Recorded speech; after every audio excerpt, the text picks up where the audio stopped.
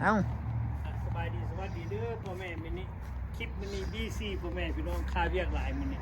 เป็นสุดท้ายให้พ่อแม่พี่น้องได้เบิ่งแล้วเนาะเบิ่งบักต้น เรียก ค่ะ ค่าการในมื้อนี้ก็ตอนกินข้าวก็บ่ได้ถ่าย เป็นคนมาลูบมันบ่วันละอันนั้น บ่แม่นต้นเด้อพ่อแม่พี่น้อง บ่ข่อยว่าคนโดนลูบแล้วคนมันโดน มี น่ะ คนจองไปแล้วหน่วยหนึงนี่ อืม มึงก็เสียไปให้เขา แล้วหายไปหายมื้อนี้ได้แล้วมื้อแล้วติบ่ ตอนนี้กันนี่ดิ2หน่วย3 4 5หน่วยบ่ได้เนี่ยมันก็ได้ใหญ่จังเป็นสิตันใหญ่จังบ่นี่ นี่หน่อยหนึง อย่าไปบาย เดี๋ยวหน่อยนะ มันคาย หน่อยหนึ ทุ ง กหัวอีกเจ้าน่ะ บ่ดูบหรอกจะเบาเด็กมันกำลังใหญ่ก็มีนี่กำลังนั่นชุมหน่อยกัน เด็กมีเท่า โอ้กระต่ายอุ้ยไปล่ะว้ายกระต่ายตื่นตูมบัดนี้น่ะ โอ้มืดฝนเด้อพ่อแม่พี่น้องฝน ไปอากาศหนาวนิดน้อยหนึงละมื้อนี้มาแต่ไปเบิ่งอัน มีนายพิธานไปโดนลมต่ำ มาแต่เพื่ออภิรโดโฮมมื้อนี้วีซี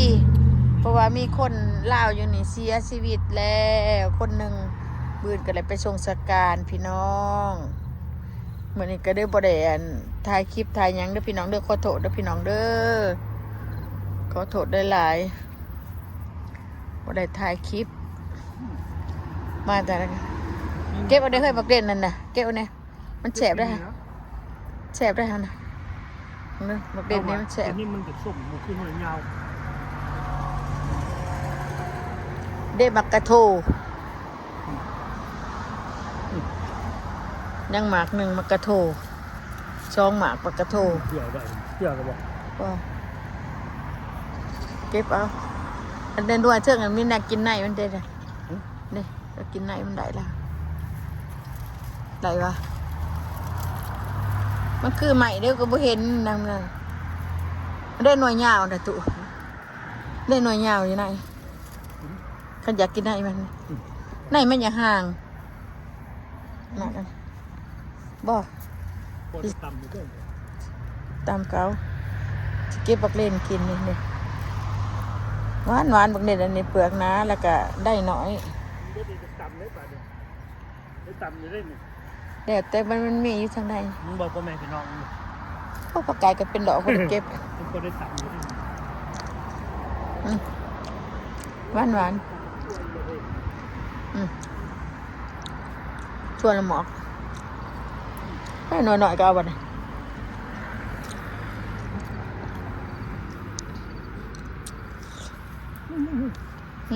กระต่าย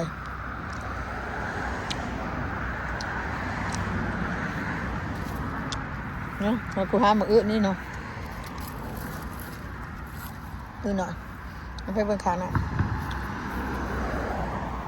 เครื่องบักอื้อกระบายเบิ่งละคอยเจ้าปฏิบัติเพิ่นล่ะ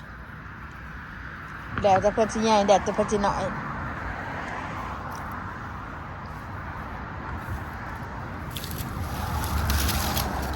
ก็เท่านั้นนี่ได้สันหน่วยหนึ่งคือว่ามีนั่นนี่หน่วยหนึ่งไปใส่บักอื้อนั่นนี่ มึงเข้าไป โอ้นี่วะโอ้นี่ดิ มันจะไปต้องมัน มันนะพี่เนาะหน่อยหน่อยสิมันนี่หน่วยหนึงนี่ดิมันนับไปอยู่ยามันเดือดร้อนปิดเด็ด มันคนละสายพันธุ์หนึ่ง ใช่ ตัวนี้ตัวนั้น พันธุ์เกาหลีกับพันธุ์เกาอันญี่ปุ่นนั่นน่ะ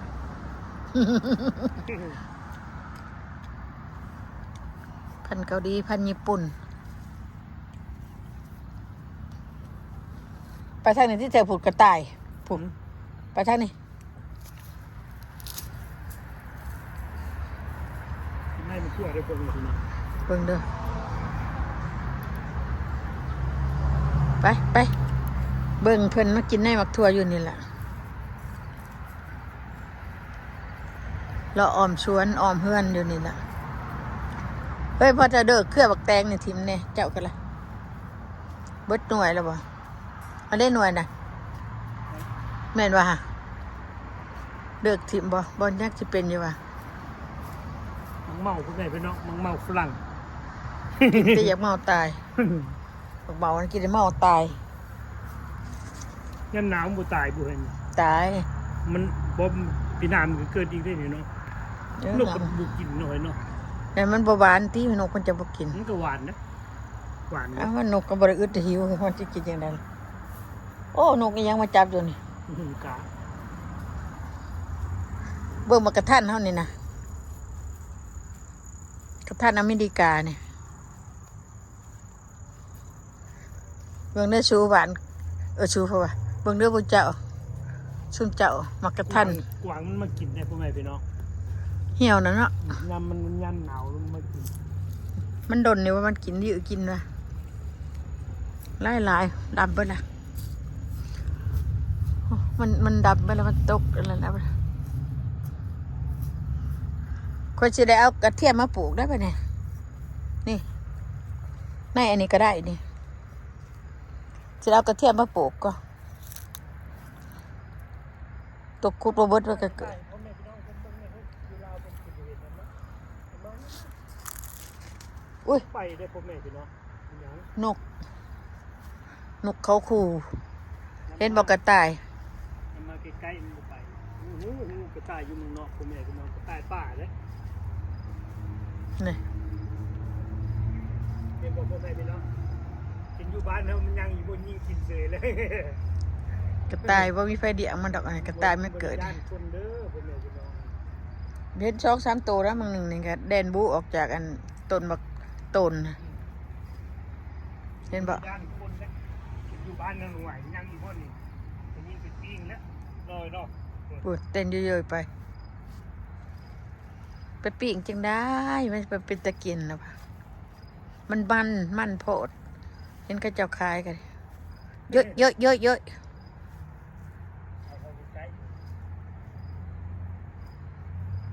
ย่าแดนใบหลายมันกินหมากก็ดีเลยหมากแอปเปิลหน่อยกินหมากแอปเปิลหน่อย หวานเนาะ กินแอปเปิลหน่อยอย่างนี้หมากกระทันโดนโรคมันก็กินนะ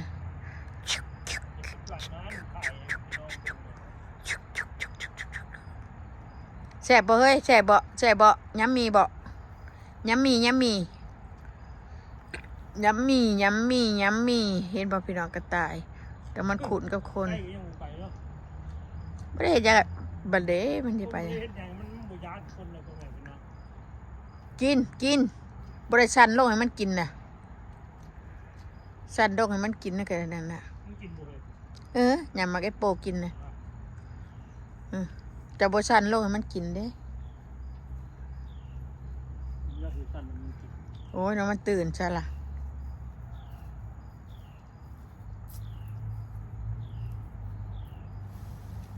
นั่นฉันมันกินมาใช่มันเด่นนี่สัมน้ำมันกะกิ้ว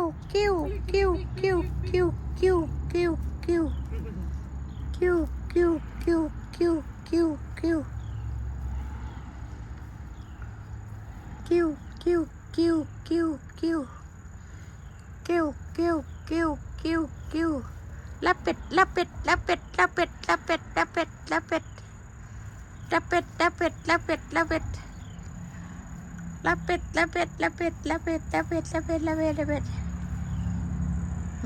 ดไก่มันก็บ่ไปเลยพี่น้องกระต่ายหดเขาไงหดเขา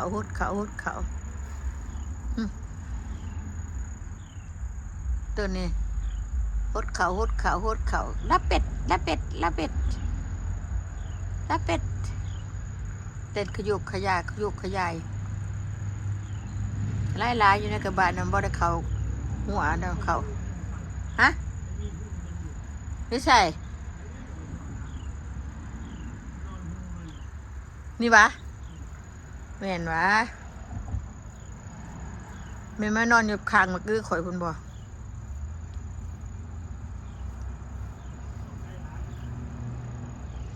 ทายไก่ให้เบิ่งพี่น้องฮัลโหลรับเป็ดฮัลโหลเต็มไปแล้ว เต้นไปละดูไกลๆได้เมื่อกี้นี่ นะ ใกล้ๆกูถ่ายเมื่อกี้นี่ เบิ่งกวางกิน กินกระยามันดอกบ้า เด็กกินแอปเปิลก่อนพ่อแม่พี่น้อง ไม่จะหิวจะก็กินน่ะไป ผัดต้ม อยากเขาอ่ะฮะอยากเขาบ่ บ่อื่น